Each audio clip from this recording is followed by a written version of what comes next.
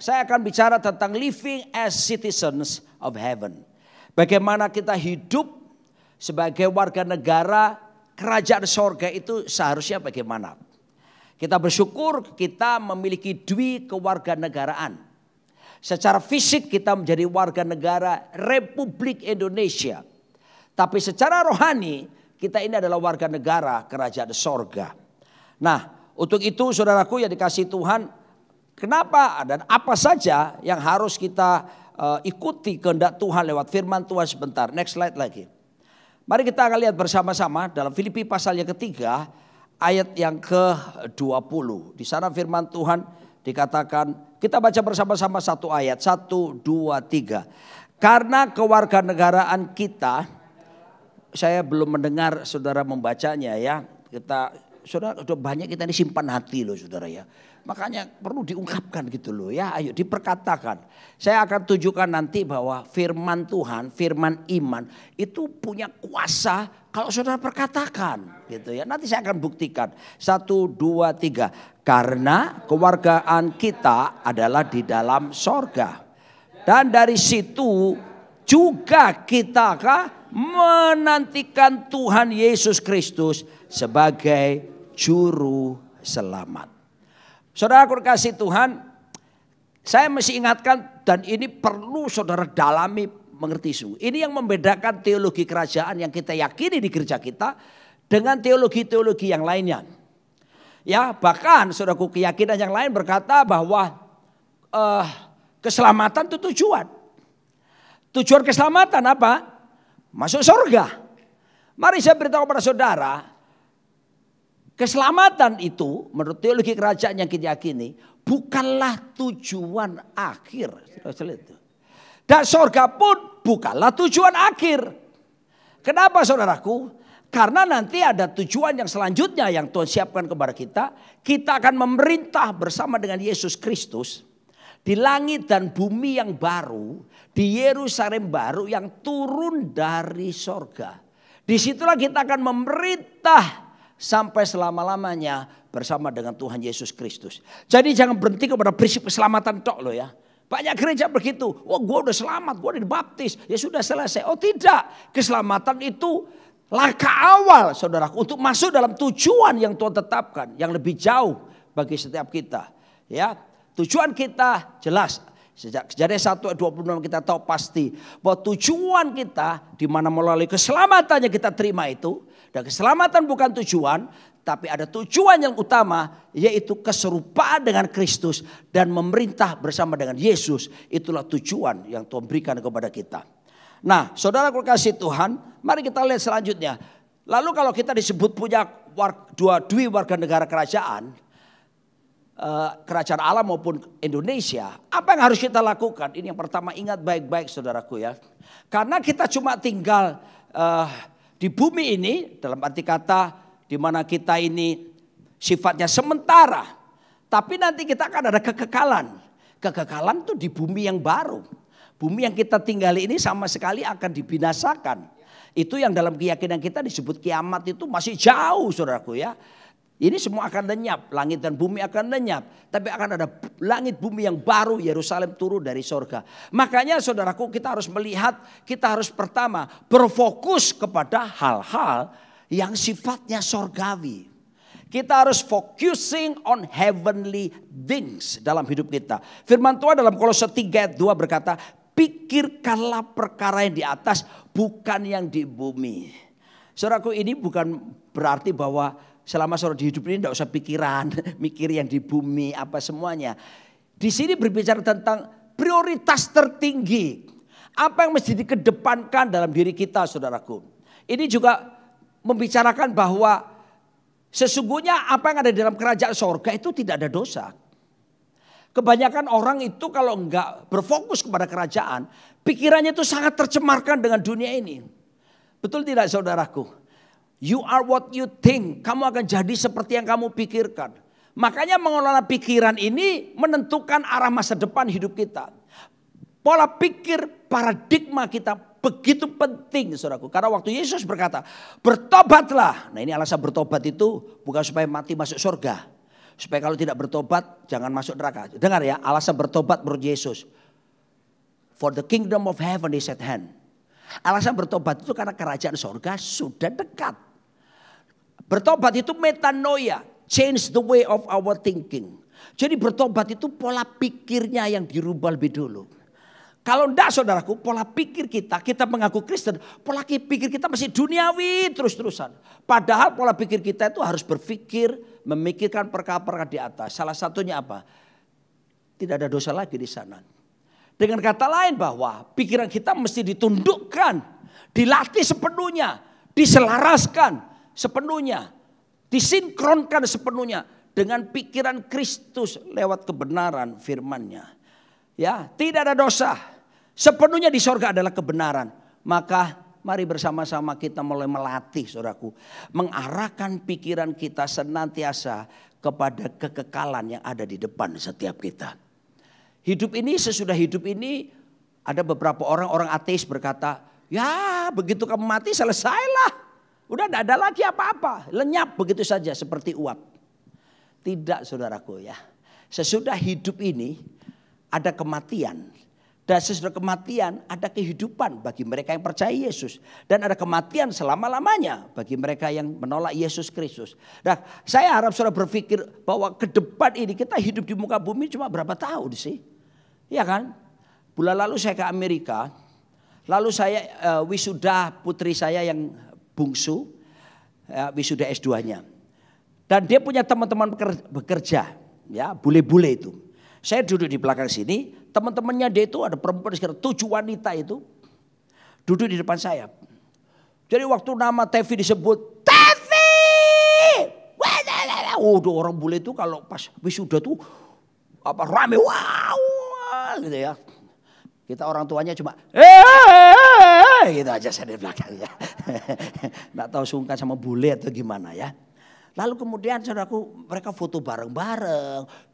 Tevi dipeluk, disalami sama teman-teman kerjanya. Pulang dari situ kita terkejut. Salah satu teman kerjanya, ini yang peluk Tevi ini, bangun tidur meninggal dunia. Kaget saudaraku, loh ya, waduh wajahnya nggak kelihatan di sini ya, saya ada sih, tapi coba dikasih ya gini. Aduh saudaraku yang dikasih itu tidak ada yang tahu loh. Contoh yang berikutnya, kita harus berpikir kekekalan loh sekarang ya. Minggu lalu kita KLC di Bali, Kingdom Leadership Conference. Sekaligus selesai KLC ada wisuda STT Kingdom. Beberapa teman kita di sini ada di wisuda ya. Siapa yang di wisuda kemarin? Pak Erwin, berdiri dong, kasih penghargaan buat dia. Master teologi, oh keren ya. Dan teologinya kerajaan Allah gitu ya. Cuma Pak Erwin saja ya. Oke, yang wisuda ya. Nah, berbarengan dengan Pak Erwin Simanjuntak ini, MTH-nya itu Master of Theology, bukan makin tinggi hati ya. Karena kalau ada orang itu STH itu sarjana tinggi hati. Kalau MTH itu makin tinggi hati. Kalau DTH doktor, DILE tinggi hati gitu ya. Ini enggak. Sama sekali dijauhkan daripada itu. Nah, kita terkejut setelah wisuda karena saya jadi salah satu dosen, makanya saya pakai pakaian toga lengkap itu plus kempiang-kempiang itu yang apa? Aksesorisnya besi-besi kuningan tuh. Agak berat saya jalannya agak gini contoh. Aduh. Nah, setelah mewisuda, pergilah kita makan sama-sama, merayakan wisuda, merayakan ada salah satu yang ulang tahun. Sederhana saja merayakannya. Cari apa? Warung soto ayam. Murah meriah. Salah satu daripada yang makan bersama kita yang ikut wisuda. Itu pendeta Haryono Huta Barat. Gembala Rock Sibolga. Saudara lihat ini. Dia yang di sebelah kanan Pak Arifin. Ini foto sebelum wisuda. Rame-rame foto satu-satu. Saya juga diajak foto sih sama yang lain-lainnya. Ya kan ya. Kita terkejut saudaraku.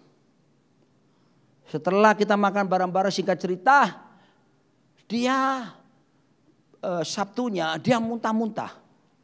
Setelah muntah-muntah dia dilarikan ke rumah sakit. Ya, disuntik karena alasan GERD. Tapi ternyata ada sesuatu yang membuat dia menjadi sesak nafas. Dan singkat cerita saudaraku, meninggal dunia persis minggu lalu.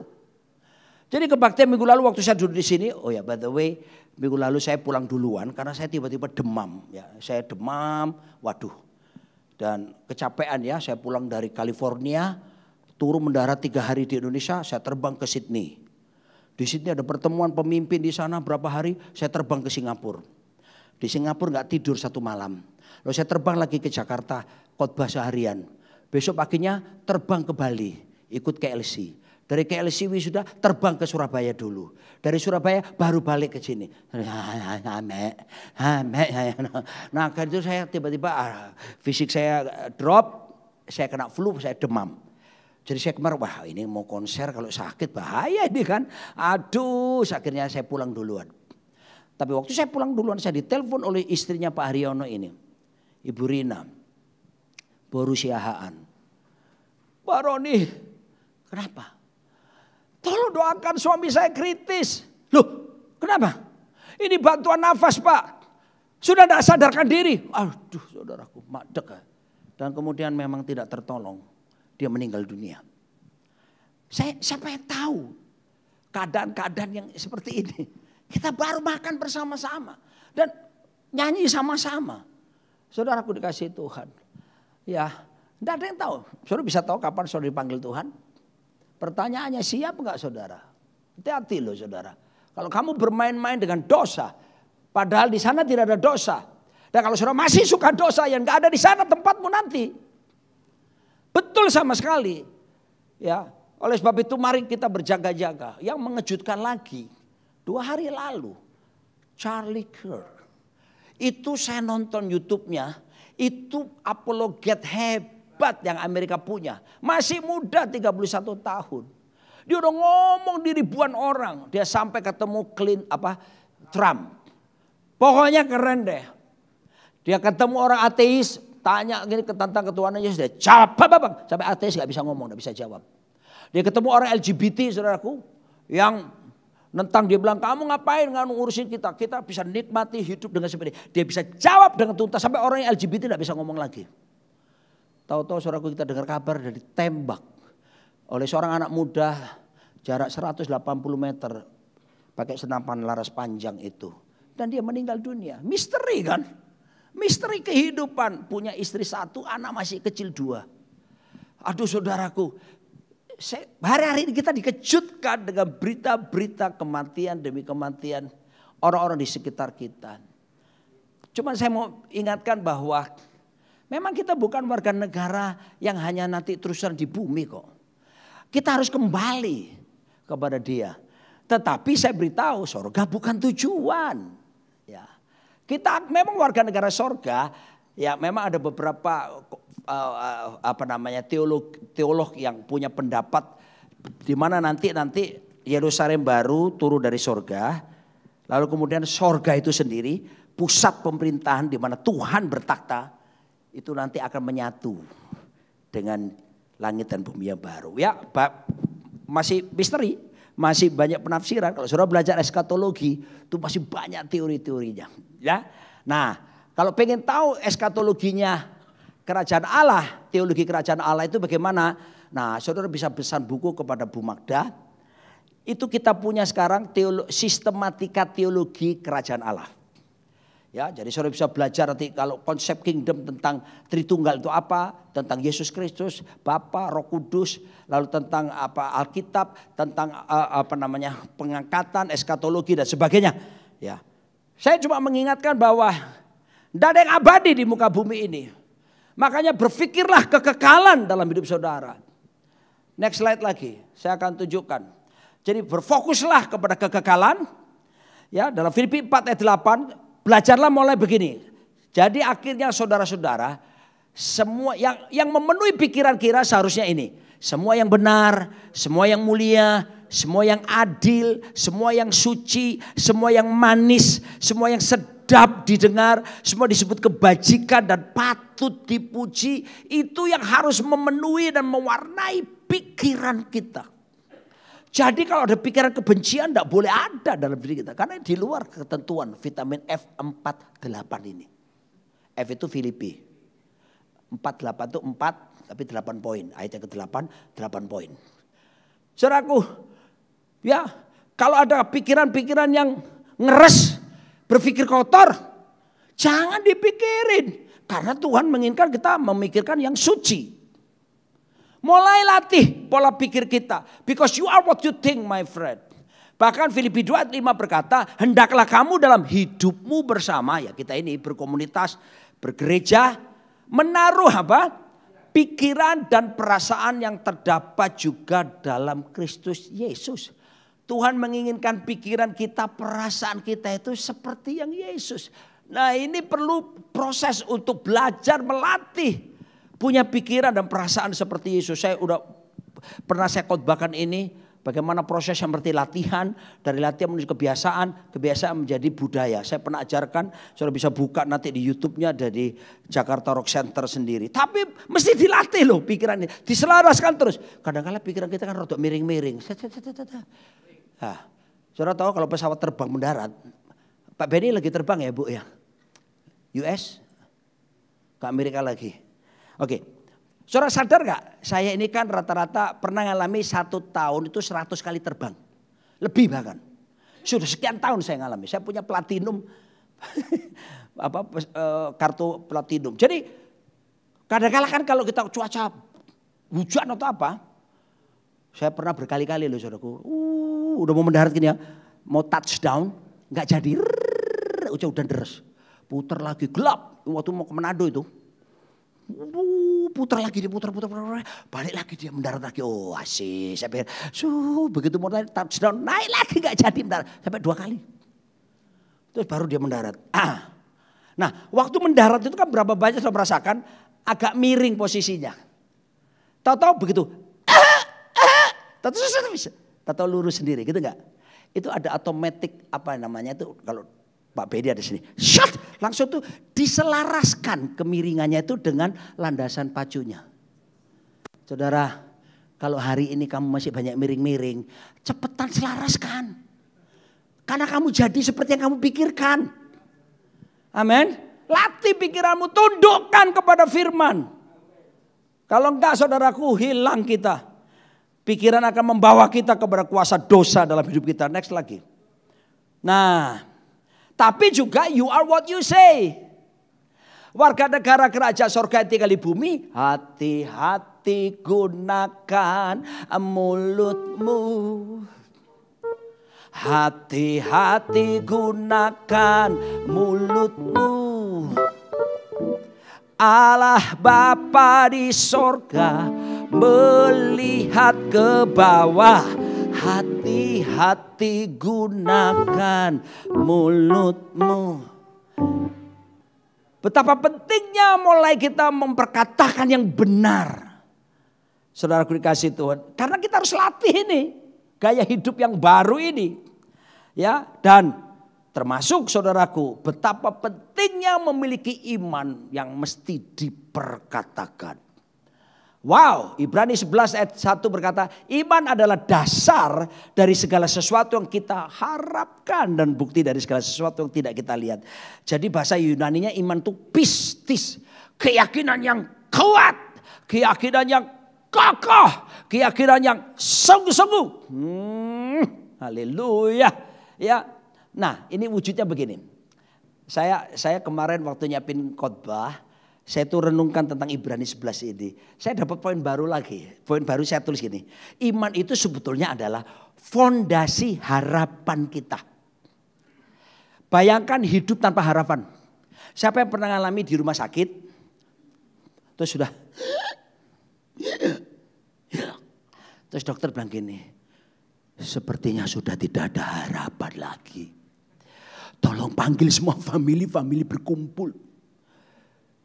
Iringi kepergiannya. Itu berita sukacita atau enggak saudaraku? Sama sekali tidak enak. Ketika papa saya kena kanker usus saudaraku, kolon. Dan hari-hari di mana papa saya sudah berat, dokter sudah bilang, kalian kumpulkan semua keluarga sudah. Lebih baik di dekatnya. Dan saya datang, saya, istri, anak-anak semua kumpul. Kakak saya, kita cuma 2 bersaudara, kakak saya, istrinya, anaknya. Saya kumpul, mama saya semua kumpul, melingkar. Lalu saya pimpin puji-pujian nyembah Tuhan terus.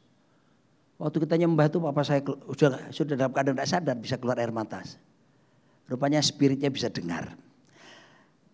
Jadi kalau orang yang, saudara jangan pikir orang yang tergeletak rumah sakit tidak sadar itu belum tentu dia tidak dengar apa-apa loh ya.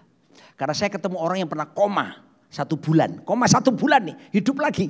Terus bilang sama saya, Pak Roni, waktu saya koma itu, saya bisa dengar orang yang datang terus ngomong apa, nyanyi apa saya bisa dengar. Doa apa saya dengar. Tapi saya gak bisa apa-apa Pak. Ngeri ya situasi itu ya saudaraku ya. Nah, lalu kita naikkan pujian, papa saya menangis. Lalu kemudian saudaraku, tambah lama tekanan darah maupun denyut jantungnya berkurang dan selesai. Itu waktu dokter bilang gitu tuh saya tidak bertahan. Oh ya, itu good news, haleluya. Enggak ya, prihatin saudaraku. Ya sudah, akhirnya kita doanya apa? Tuhan kami serahkan. Dia milikmu, kembali kepadamu. Saudara, gini loh. Bayangkan kita, kalau kita dalam Kristus kan kita tahu begitu kita meninggal, kita bersama dengan Tuhan kan. Sekarang bayangin orang yang tidak di dalam Yesus. Tidak ada harapan saudaraku. Yang jemput bukan malaikat Tuhan. Kerajaan kegelapan, ngeri banget sudahlah. Aduh saya tidak bisa bayang. Waktu saya kena COVID pertama 20 Maret 2020 itu. Kan belum ada obat, belum ada vaksin. Jadi saya ditelepon Pak Arifin sehari bisa 3 kali. Roni, kamu tidak akan mati. Pak Arifin kamu punya bolak-balik. Kamu tidak akan mati. Kamu juga tidak boleh mati. Kamu aset kerajaan surga. Amin Pak. Saya pakai oksigen. Lalu tambah alat bantu nafas yang bunyinya tit, tit, tit. Nebulizer tit. Itu saya kalau dengar titit itu bisa ingat lagi saya ada trauma sedikit. Saya ingat terbaring di rumah sakit. Saudaraku, lalu saya buka WA. Tiap hari pendeta meninggal. Di GBI saja kurang lebih 500 pendeta meninggal. Di total selama itu. 1, 2, aduh. Terus pengusaha-pengusaha kaya dari grup konglomerat tertentu.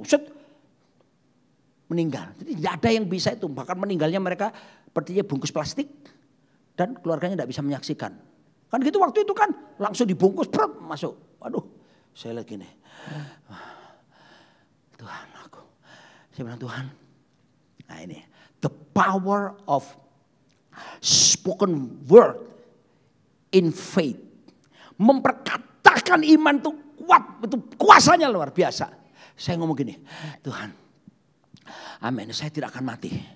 Aku percaya lebih-lebih Tuhan Yesus Kristus penyakitku ini telah disembuhkan. Tapi masih gini.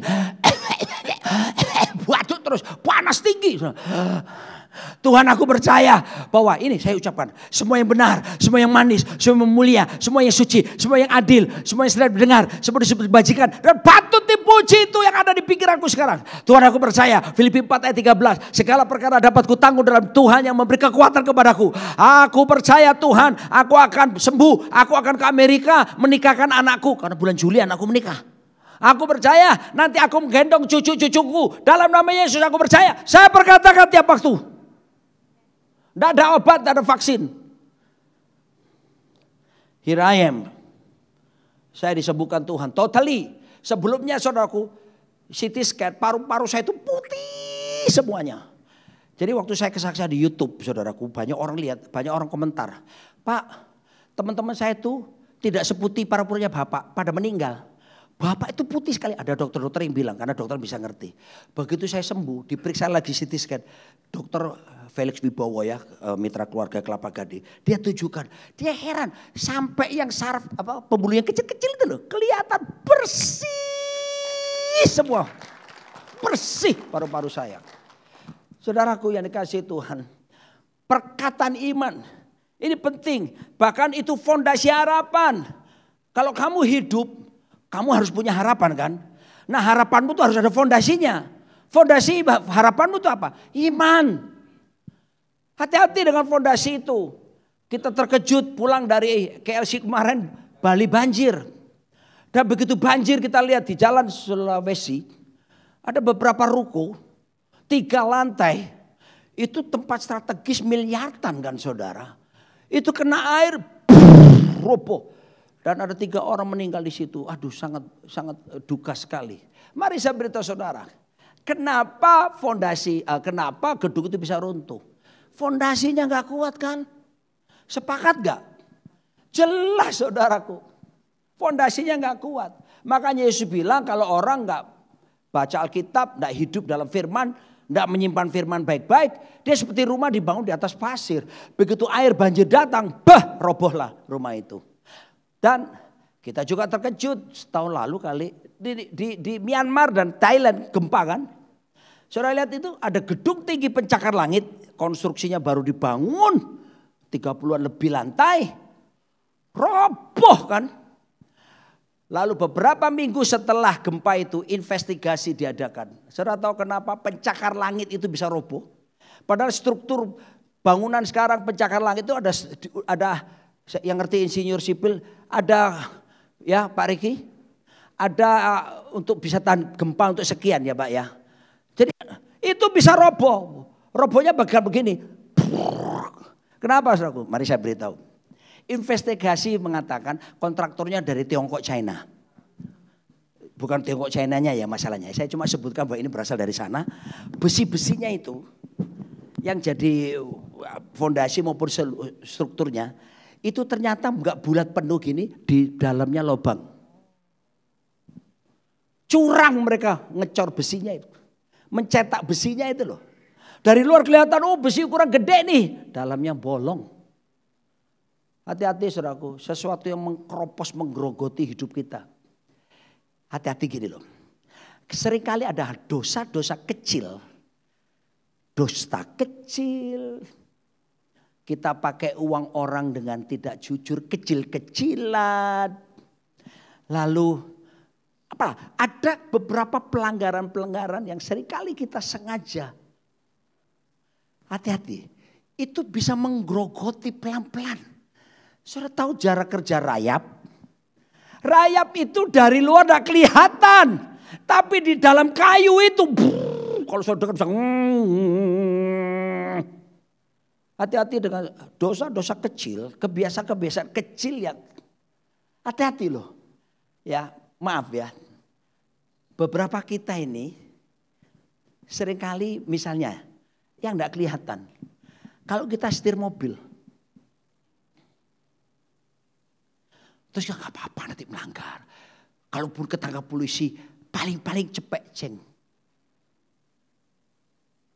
Apa susahnya cepet ceng? Betul gak saudara? Kita kan seringkali berpikir lintas kan. Kita terabas semuanya. Tapi tahukah saudara kalau itu kebiasaan kita. Itu menggerogoti dari dalam. Kok saya seperti gak dipercaya ya ngomong gini ya. Atau sudah mikir begini. Ya betul juga ya. Yang kecil-kecil itu hati-hati. Banyak orang terkejut. Kok bisa runtuh? Karena ada penggerogotan, cara pembuatan yang tidak benar. Next lagi. Saya akan tunjukkan betapa Yesus mengajarkan. Karena no. Yang tadi ada poin yang saya ketinggalan.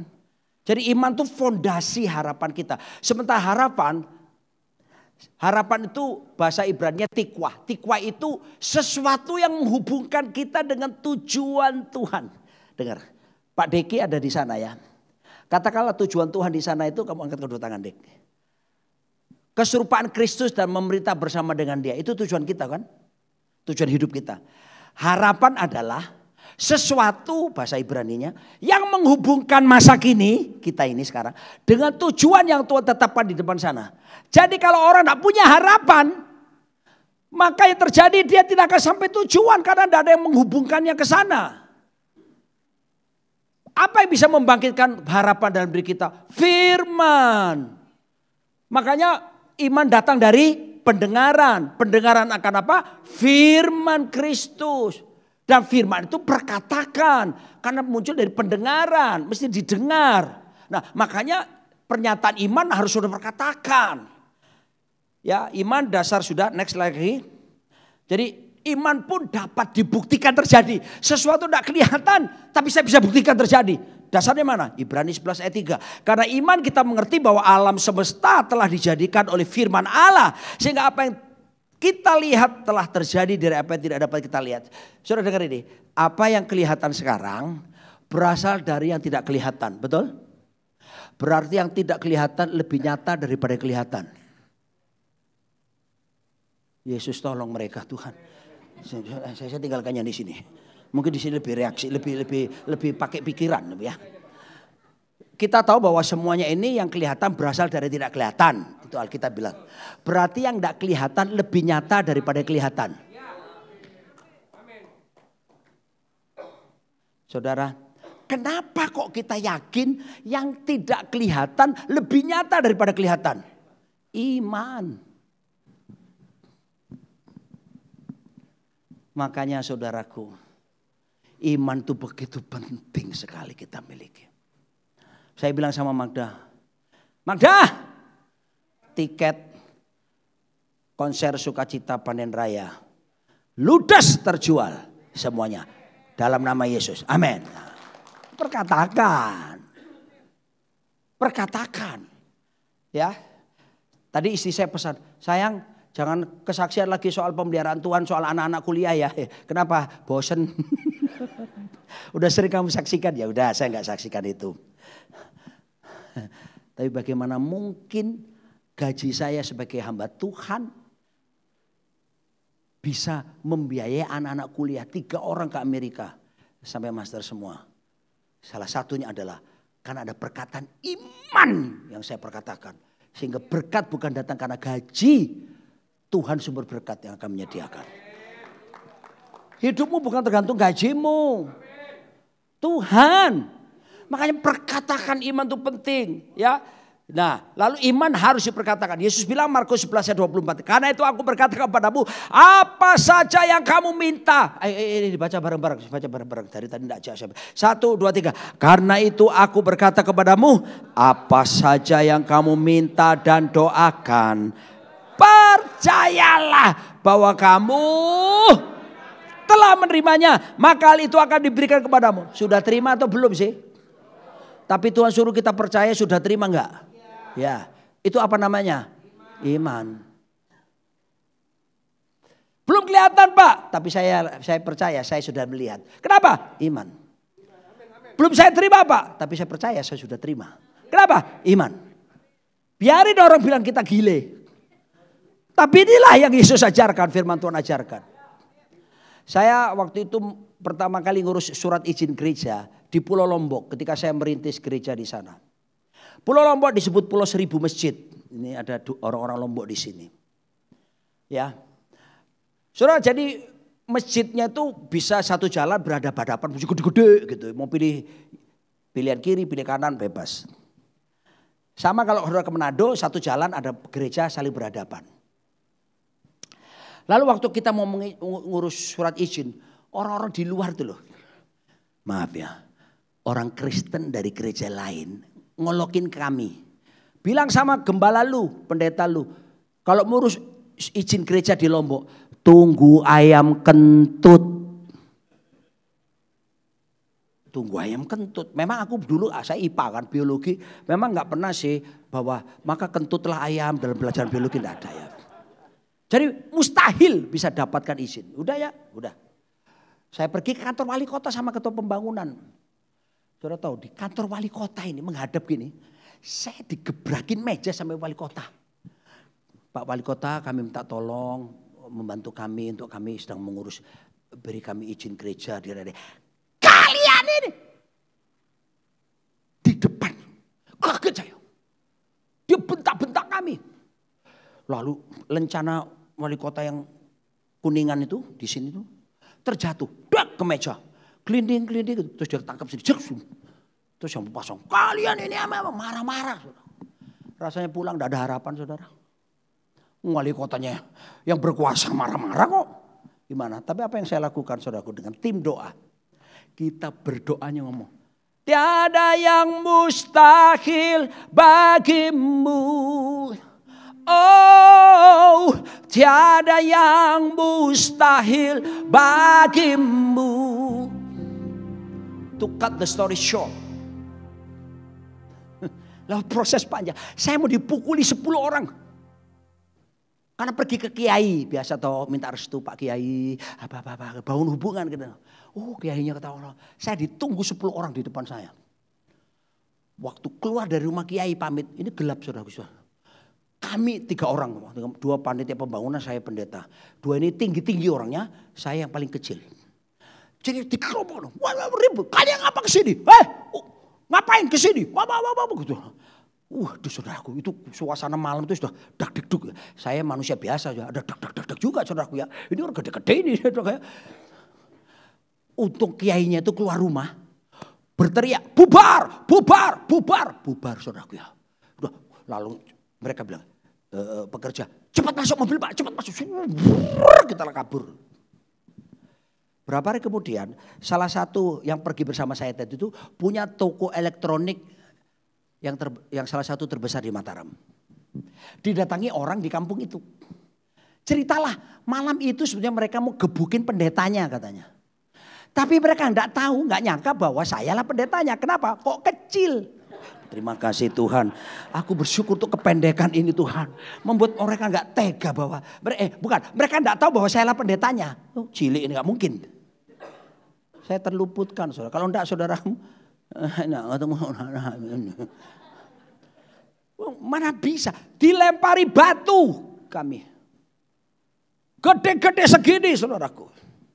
Sudahlah. Tapi doa orang benar. Bila dengan yakin didoakan. Sangat besar kuasanya. Oh kami lepaskan berkat saudara. Tapi ada salah satu diaken. Dia ini keturunan Tiongkok asli. Bahasa Indonesianya belepotan. Ya, sudah meninggal orangnya. Namanya Pak Akem. Dia berdoa gini. Bapak, kita orang berdoa buat mereka. Bikin dia orang tidak bisa makan Tuhan. Dia doanya gitu. Saking polosnya dia. Saya koreksi. Bapak jangan berdoa begitu. Kita berkati dia. Oh saya tidak tahu Pak Rodi. Ya. Jadi bahasa Indonesianya kagak ngomong sama saya gitu. Dia mau lapor bahwa banyak jemaat lagi plan gitu kan. Dia tuh. Pak Roni, dia orang itu semua plan. Maksudnya plan. Yang menggelikan satu sore dia datang sama istrinya. Dia gak bisa bahasa Indonesia dengan bagus. Dia mau cerita bahwa orang-orang itu sebetulnya gak punya rasa malu. Keliru ngomong sama saya sama istri saya. Memang dia orang itu kemaluannya besar. Jadi dibilang saya ngomong jorok loh ya. Ini orang itu ngomong gitu. Terus akhirnya istrinya, bukan begitu maksudnya, enggak tahu malu. Saking salah, bahasa Indonesia itu bagus. Nah orang yang sama ini berdoa gitu. Tuhan aku berdoa bikin dia enggak bisa makan. Apa yang terjadi saudaraku? Kiainya masuk rumah sakit. Saya dapat kabar, berapa hari enggak bisa makan. Pak Hakim, sekarang kita berdoa, datang sana. Doakan supaya bisa makan. Akhirnya didoakan, baru kuenya makan. Loh ini kisah nyata ya. Saudara, Pak Hendra kan orang sana. Ini kisah-kisah yang saya munculkan sekarang. Tapi kita perkatakan iman. Tidak ada yang mustahil Tuhan. Terbukalah jalan, terbuka. Singkat cerita saya dikejutkan 2 surat datang sekaligus. 1 izin lokasi, 1 izin mendirikan bangunan. Saudara tahu, begitu ini kebaktian seperti ini saya langsung umumkan. Beritahu kepada orang di luar sana. Ayamnya sudah kentut. Dan wali kota yang gebrak meja yang marah-marah tadi. Wali kota yang sama mendatangani surat tersebut. Kalau saudara sekarang pergi ke Pulau Lombok. Gerejanya sudah berdiri dan sudah sekarang malah dibangun lebih gede. Kapasitas bisa mencapai 2.000 tempat duduk. Sekarang ada di sana. Aduh saudaraku dikasih Tuhan. Jadi perkatakan. Tembusi ketidakmungkin. Karena kita warga negara kerajaan sorga. Ada tinggal di muka bumi ini. Misalnya kalau gini loh. Pak kalau seandainya ternyata akhirnya dia tidak sembuh dan dia meninggal gimana Pak? Itu sepenuhnya kedaulatan Tuhan. Bagianmu lakukan. Amin. Nah, next lagi. Next. Saya tutup dengan ini deh. Sebenarnya ada 4 poin tapi sudah saya berhenti di sini.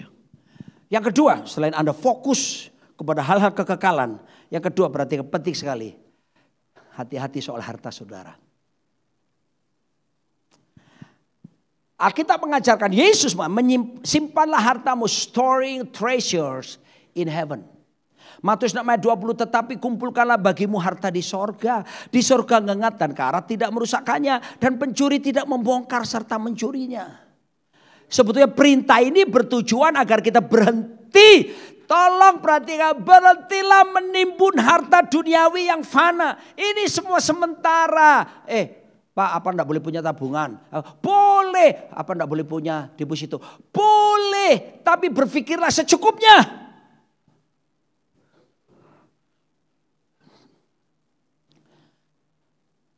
Mulai pikirkan bagaimana saudara bisa menginvestasikan hartamu itu untuk kepentingan kerajaan Allah.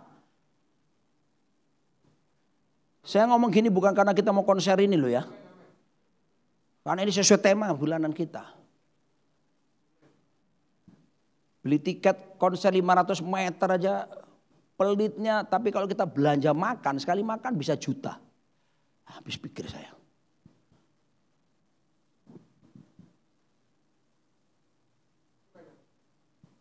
Belajar untuk mulai jangan berpikir buat kepentingan saudara gitu loh. Saya dapat karunia menulis buku kan. Sudah ada beberapa buku. Tuhan bilang begini, serahkan seluruh hasil penjualannya. Bahkan royaltinya. Sudah banyak kesaksian. Buku saya satu terbit itu saya untung bersihnya loh. Ratusan juta. Satu buku. Sudah berapa buku saya hasilkan. Kalau saya kumpulkan, saya bisa beli mobil mewah, Alphard sekalipun. Tapi kenapa tidak saya lakukan? Tuhan suruh saya kembalikan buat orang-orang yang miskin. Saya tabur 100%. Cek istri saya, kita punya laporannya. Royalti datang pun saya taburkan. Saudara, apakah saya kekurangan? Saudara lihat saya kurus, kurang gizi? Sorry lah ya. Tuhanku sumberku.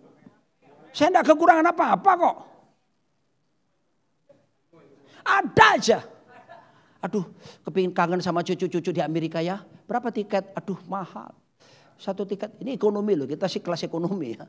Aduh, paling tidak butuh kalau ke Amerika ini sekali berangkat mesti bawa sangu, bawa apa. Paling gak cepet tio itu, tiket semuanya. Bayanglah kita. Mana pernah saya hubungi Cik Juli, Magda, teman-teman dekat sini. Cik Juli, saya mau ke Amerika. Tapi kok saldo kosong. Tidak ada. Saya sembayang. Dan bukan sembayang tahu Pak, saya nabur Pak. Saya nabur karena saya tahu taburan akan ada tuayan. Nabur duit ya nuai duit dong. Saya nabur, buku-buku saya serahkan. Mari saya beritahu saudara. Setiap kali saya mau ke Amerika selalu ada saja berkat. Barusan ini saya akan ke Amerika kan. Gimana sangunya? 3 minggu. Mau janji sama cucu mau ngajak ke Legoland lagi. Tiketnya satu orang $100 lebih lah. Aduh. Nggak disangka-sangka. Saya diundang sama pemerintah Wamena. Papua itu loh. Bupatinya ngundang saya ke sana. Untuk puasa itu loh. Saya melayani sana, ngajar di sana. Udahlah, itu daerah kan daerah. Mana kita berharap macam-macam saudaraku. Istri saya bilang gini sebelum berangkat, sayang gak usah harapin PK-nya ya. Kenapa sayang? Kan kita tahu Wamena. Dia mengingatkan suaminya gak usah harapin apa-apa. Udahlah ya. Ya udah ya saya melayani, ini melayani kok. Berangkatlah saya. Waktu saya pulang, saya dibuat Tuhan terkejut saudaraku. Karena saya ditransfer sejumlah uang oleh panitia yang bisa membuat saya cukup 3 minggu di Amerika bersama cucu-cucu saya. Saudara mau apa sekarang? Nabur baru terima Yos. Nabur oh. Apa-apa yang gak perlu ngapain kamu belanjakan uangmu. Salomo itu, come on, saya tutup dengan cerita ini. Semua tahu siapa, raja terkaya, raja penuh hikmat. Tapi ahli teologi berkata, a wise foolish man. Why? Dia memulai 20 tahun pertama dalam kebijaksanaan. Jadi raja aja, langsung Tuhan datang lewat mimpi. Lu mau minta apa? Dia nggak gegabah, rohani banget. Saya minta hikmat pengertian. Tuhan bilang gini, karena kamu minta hikmat pengertian, aku bukan cuma kasih kamu hikmat pengertian, aku kasih kamu kekayaan, kemuliaan, kehormatan. Keren gak tuh? Betul-betul kaya. Saudara akan tahu apa yang terjadi? Setiap tahun emas yang datang dikirim kepada dia sebagai upeti dan sebagainya. 665 talenta. Dia memerintah 40 tahun. Kalikan 666 kali 40 tahun. 1 talenta sama dengan 34 kilogram. 6 kali 666 kali 34 kali 40. Kalikan per kilogram emas hari ini berapa? Tolong hitungan. Sampai di zaman Salomo emas tak ada artinya, kita bilang. Perak tak ada harganya. Belum lagi kuda-kuda dipersembahkan. Salomo punya 1000 kuda didatangkan dari Mesraim. Saudara tahu kuda? Kalau sekarang apa? Ferrari. Kuda jingkrak. Siapa di sini saudara pernah dengar orang kaya yang punya 1000 mobil Ferrari? Saya tahu ada salah satu orang GBI, pengusaha, punya 8 Ferrari. Saya tahu. Ini 1000 Pak Ferrari. Kalau dinilaikan sama Ferrari. Sudah. 700 istri, 300 gundik. Gini, listen to me. Dengerin ini hikmat. Dia bangun bait suci 7 tahun. Ditabiskan the presence of the Lord and the glory of the Lord come down. Imam memang gak tahan berdiri, semua berlutut karena kayak asap datang. Tapi apa terjadi? Kemudian dia bangun rumah istananya. Berapa lama? 13 tahun. Rumah Tuhan 7 tahun. Kekayaan bertambah-tambah. Ini orang bisa miring. Anda bisa pertama-tama takut Tuhan. Wah setia tuh. Begitu duit datang belum tentu loh saudara. Bentuk kekuasaan kamu dapat jabatan. Berapa banyak. Lupa Tuhan orang. Salomo termasuk bener nih. Kok bisa sampai 700 isi 300 ribu. Total berapa? 1000. Yang disebutkan istri itu cuma 1. Putri Fir'aun. Sebetulnya selebihnya apa? Kawin politik Pak. Setiap kali orang dari kerajaan A datang bawa upeti. I'm sorry to say like this. I'm sorry buat yang perempuan. I'm sorry. Zaman itu perempuan dianggap barang dagangan. Sehingga kalau raja-raja datang. Kasih upeti emas dan sebagainya. Termasuk perempuan-perempuan dikasihkan. Makanya dia sampai 1000. Sekarang beda. Sejak Yesus Kristus datang. Perempuan bukan barang dagangan.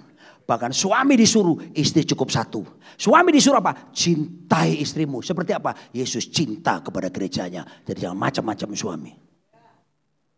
Lu gara-gara sama istrimu, lu berhadapan sama Tuhan. Kalau dulu kamu masih bisa main enak kamu. 700 istri 300 gundik. Sudah? Saudara tahu? Saking kayanya. Perisai-perisainya. Dibuat dari apa? Perisai perang tuh dari emas. Saya tanya sama saudara. Jawab pertanyaan saya. Perlu gak sih perisai dibuat dari emas? Jawab. Gak perlu. Kekayaan hati-hati. Bisa membuat kita membelanjakan hal yang tidak perlu. Tapi untuk pekerjaan Tuhan kita hitung-hitungan. Bertobat saudara sungguh. Udah. Yesus bilang, jangan simpan hartamu di sini. Bodoh. Orang kaya di Alkitab itu, wah dia tumpung.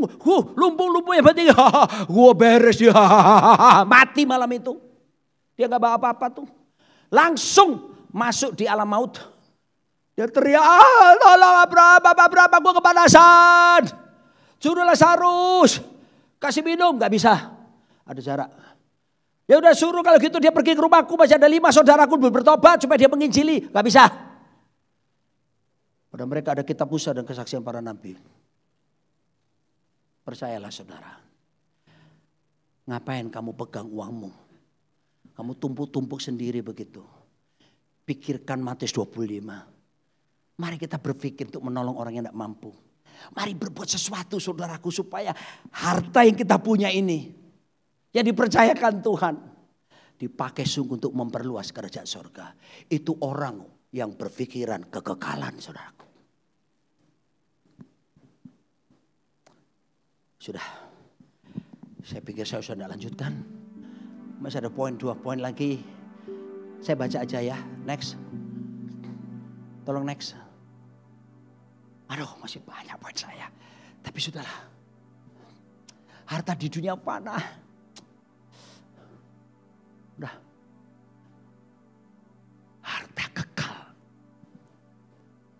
Jadi waktu saya bilang sama istri saya, sayang kirimkan uang ini ke pendeta yang sakit di pedalaman situ. Transferkan sekian. Saya sedang berpikir, saya ngirimi surga. Saya simpan di sana.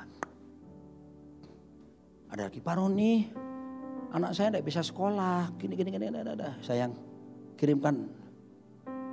Orang miskin tuh anaknya nggak bisa bayar, nggak bisa beli ini nih. Kirim, set. Saya bayangkan tuh sampai ke sana, set. Saya bukan berkata dalam kesombongan, saya percaya nanti saya di surga. Ada banyak yang Tuhan sediakan. Karena saya belajar. Kenapa saya berani ngomong begini? Pertama, saya beri hidup saya sepenuhnya. Saya dulu cita-cita jadi orang kaya, saya akuntan saudara.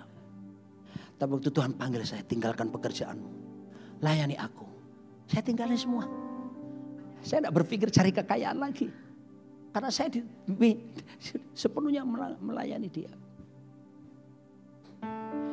Saya bilang sama istri saya, sayang, kalau seandainya kita jadi ada orang berkati kita berkat banyak sekali misalnya. Saya bilang sama istri saya gini, sayang aku gak mau beli rumah mewah. Ini ngomong saya tadi malam sama istri saya. Kita tinggal di apartemen di Moi itu kan milik orang. Pengusaha Surabaya yang minjami saya sampai Yesus datang.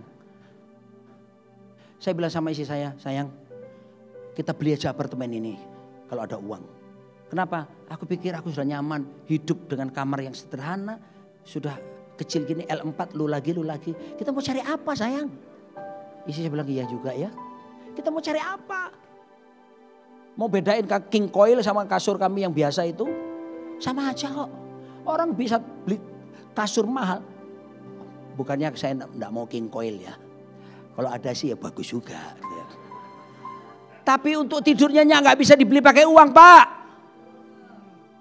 Kamu bisa beli makanan hebat, makanan mahal. Tapi untuk kenikmatan menikmati makanan kamu tidak bisa beli. Sudahlah saudara. Jangan pelit.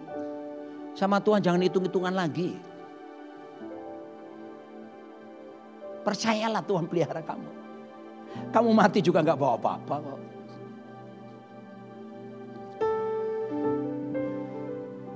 Saudara tahu ketika saudara Haryono meninggal ini. Dia itu gembala sidang tapi tukang ojek. Dia bawa bentor, becak motor. Bapak, bagaimana ini Bapak? Aku mau ujian. Aku udah punya uang Bapak. Uang wisuda sekian juta, uang tiket sekian juta. Bagaimana Bapak? Singkat cerita, dari kita juga STT kita menyumbang. Pak Arifin nabur. Hamba-hamba Tuhan yang nolongin dia. Dia bisa wisuda. Dan dia meninggal dia tidak bawa apa-apa. Karena memang dia tidak punya apa-apa. Saudara tahu bagaimana istrinya? Saya ditelepon seorang penatua, Bu Kristi. Roni, dia akan kontrak rumah. Kasih tahu sama saya. Kapanpun dia butuh uang untuk kontrakan rumah, kasih tahu saya. Saya akan nabur buat dia. Saudara percaya. Tuhan itu pemelihara. Jadi tidak usah khawatir. Jangan khawatir apa yang kamu makan, jangan khawatir apa yang kamu minum. Semua dicari bangsa-bangsa yang tidak kenal Tuhan.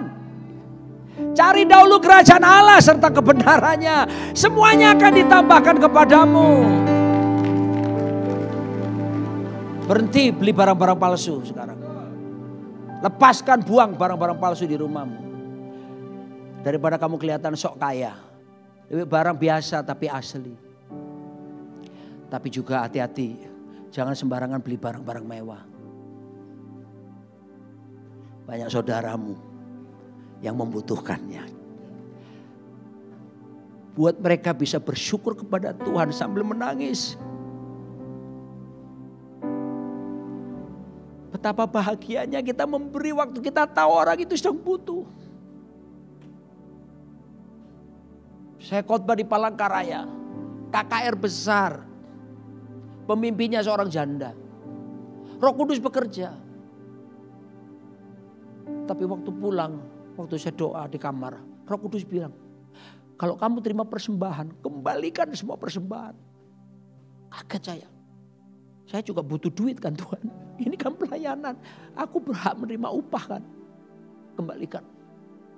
Janda itu datang bawa setumpuk amplop.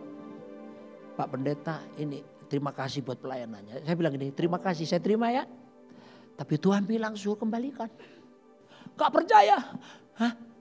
Pak, ini buat Pak. Enggak apa-apa, Tuhan yang suruh. Pulanglah saya. Di airport itu menuju pesawat.